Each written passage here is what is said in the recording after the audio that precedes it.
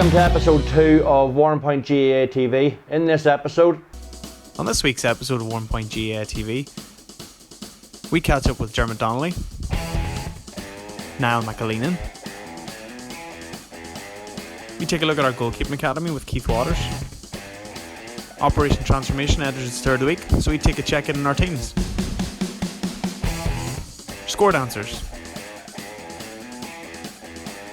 We look at our club down draw. And we take a look at the lotto.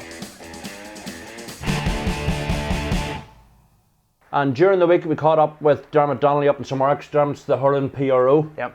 So Dermot, take it away.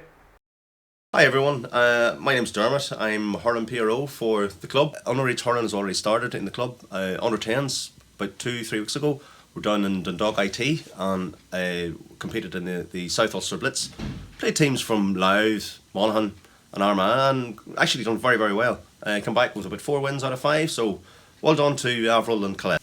As far as under 12s, under 14s, under 16s, training should be starting in the next 2 weeks. Friday week I think is the official date.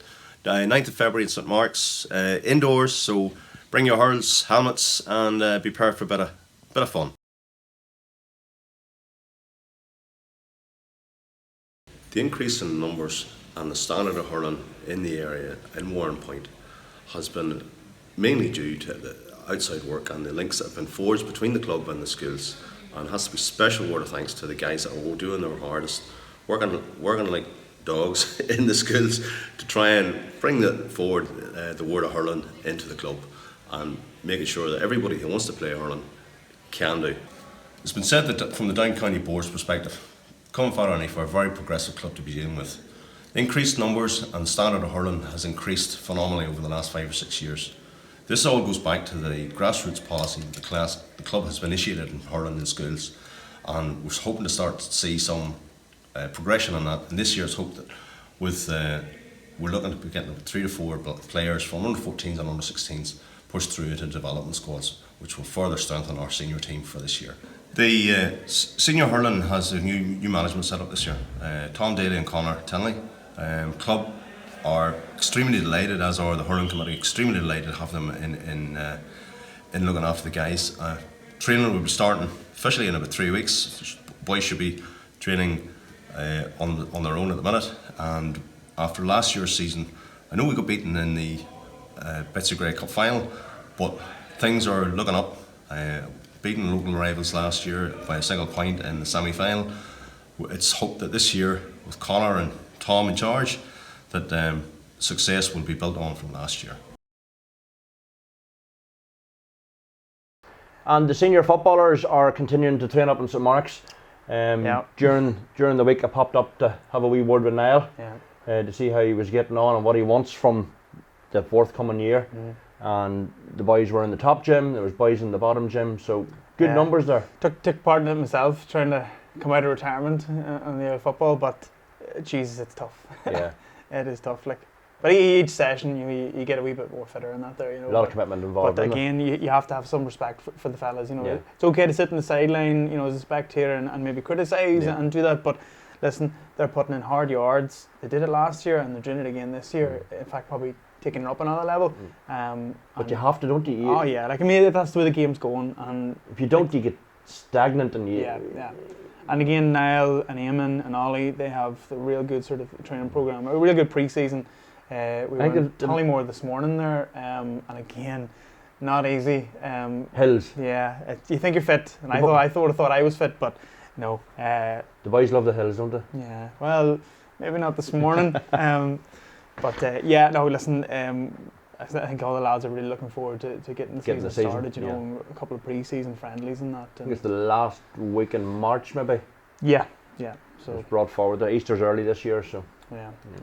So, take it away, Niall. We're here this evening with Niall McAleenan, the senior manager. Niall, sorry for taking you away from your training session. all the boys back at it, hard at it now for the forthcoming season? They are, Conrad. You know, we met there a few Sundays ago and just sort of sat out, you know, what we'd like to achieve this year, and then we were back training there a couple of Tuesdays ago, and at the minute, you know, as I say, the fellas are working very, very hard. We're really just doing circuits here in January, and you know, they're working, you know, sort of a mixture of aerobic work and sort of strength work as well upstairs in the other hall in St Mark's. But as I say, I'm really happy with the way the boys are working and hard at the minute. You know, that's good. Commitment's a big thing at this level, like, isn't it? It's commitment's massive. Like, and you know, you even look, there are people behind me, the likes of Joe McGee, you know, who's maybe working in Ballymena or even down in Dublin sometimes. You know, you're coming back, not getting, you know, any dinner, coming straight to training, and then maybe not getting home maybe at 8:30, 9 o'clock, and then getting up for your work the next day. So, you know, I take my hat off to boys like that. Us fellas in the teaching profession maybe just don't have to do those sort of long hours. But for the fellas like Joe, and there's lots of different lads there too, you know, with university and travelling up the road and stuff too, Conrad. So, you know, it's not easy, but the boys seem to really want to push on for Warrenpoint and to try and take us, you know what I mean, to the next step, if that's possible, you know. Yeah, very good. This is your second season now with the senior team. How much more do you want to progress this year than how you got on last year now? Well, I suppose Conrad last year in many ways was a very good year. You know, we started off and one of the aims was to just maybe get safe in the league, and in the league then obviously we ended up finishing second, which we were very happy about. We went on a very good run throughout the league, but as I say, league football is one thing, and that is our priority again this year, is to get safe in the league first of all. And then in terms of the championship last year, it was a reasonable season considering the amount of injuries we had. We beat a decent Brownsford team in the first game, but then unfortunately with maybe fellas being out injured, fellas maybe on holidays at the business end of the championship, that's maybe what cost us getting through to the quarter-final. So I'll say maybe, you know, trying to get a reasonable league behind us and trying to get a quarter-final of the championship, it's trying to get that balance right, isn't it, basically between the two, isn't it? It is, because, you know, fellas have to have you know, a wee bit of downtime as well, but, you know, if you want to compete, you know, with the top teams, the likes of the Burns, the Cuckoos, the Castlewellens, you know what I mean, and down, then you have to be doing exactly what they're doing and working as hard as they are. So as I say, we'll plan to work as hard as those teams, and we'll see where that takes us later on in the year, you know. Very good. Well, all the best in the forthcoming season, and thanks very much for taking time out, Niall, this evening from your session. Thank you. Thank you, Conrad. And today saw the start of the brand new goalkeeping academy run by Keith Waters up in St Mark's, Sean. Yeah. Running from the age of 7 to 17. 7 through to 17, yeah. Fantastic numbers as well. There was 30 registered, and I think there was about 20, 24 there today, with different ones been out and about with different, some were at Hurling Blitz and so on. Oh, so it's open to everybody? Yeah. Open to anybody. There were clubs there for participants from Drummondtee, Hilltown, Mayo Bridge. Very good. I think Clonagale as well. So really good scoping out there. It's one of those things that people sort of sit to the side. It's players, defenders and midfielders and forwards that get the coaching. It's never the goalkeeper. And it's really good. I mean, starting from 7 years old, giving those young lads a really good foundation. And Keith Waters, you know, no better man to run that. Because I've seen Keith now out with the seniors and out at the pitch, and it's not easy. No. It's not easy. No, he knows how to do He puts them through their paces, doesn't he? Yeah. He's fantastic. Yeah. I think we've got a wee clip of Keith. A wee clip of Keith, yeah.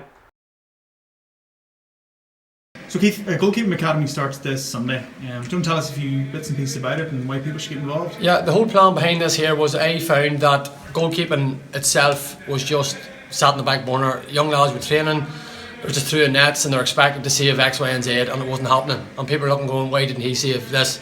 So I thought to myself, why don't we as a club do something about it and get as many as we can out to try it out, i.e. the fundamentals of goalkeeping, handling, footwork, catching, diving techniques. So for me, if we can get one goalkeeper out of this from our club, we've done something worthwhile. And Operation Transformation has now gone into its third week. The numbers are still holding strong. Everybody is going to the classes in St Mark's on a Monday night and a Wednesday night, run by Ross McGarry, and with a bit of help there from Brendan Rice. It's good to see a bit of a mix-up. Maybe 1 week you're doing circuits, next week you're doing a bit of running, and also brilliant numbers on the Sunday walks. Last Sunday was up at Clockmore Stone, and we headed on up another wee bit on towards Slieve Martin. It was sore in the back of the legs, but it was good.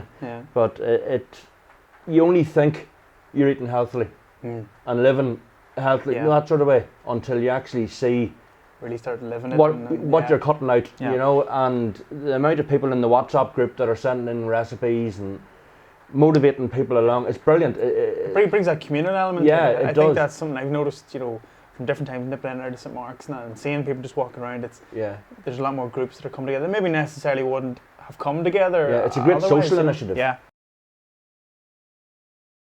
And now on to the score. The ladies' score team have progressed to the South Down final, so we'd just like to wish them all the best in that. And also good luck to our mixed Keeley and set teams who represent the club today in Scoreshinshire in Hilltown. The results probably won't be out till later on tonight, but best of luck to everybody involved in that too.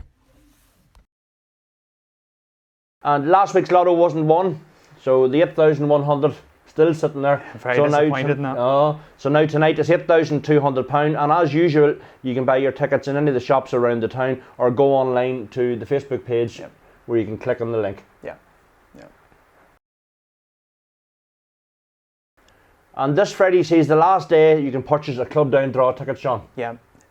Again, it's our biggest fundraiser in the club, and really would urge everyone that maybe hasn't, or maybe people are on the fence about buying them, just to get out and buy one. You can go to any of the coaches of any of the codes in the club, ask them, and they'll point you in the right direction. Come straight to the senior committee or anyone in the football or hurling committee, and we'll help you. It's our biggest fundraiser of the year. It's for every ticket, it costs £120. We get £96 into the club, and that just helps us fund and run our teams, but also improve upon our facilities and our club activities as well. You know. But you know, when you think about it, it's £120 in cash. But you can do it in direct debit, and it's only £12 a month over 10 over months. the 10 months. Which is, you know, it's nothing when you think about it. You break it down on a daily basis, you know, it's... Pence. But again, it helps us fund the club, and it helps us run things that, again, things people wouldn't necessarily think are costs, like the tax loops and... Transport. Yeah, all those things. And I mean, transport's really important. You know, back in the day, you would have been way in the back of someone's car and that they're 10 boys in the back of a wee small Ford Fiesta or whatever, but... You know, child protection these days, we can't do that. Health and safety as well, you know, it's one of those things, and club insurance. So, but listen, it's one of those things we keep pushing, and you know, hopefully this year sales are going well. Yeah, and hopefully this year, you know, we can again push that target again. Yeah. But again, it all goes back. If we push the target, it helps us really fund the club and helps us develop things. Yeah. Folks, that's the end of episode 2. Thank you all for watching, and I hope to see you again in episode 3. Thank you.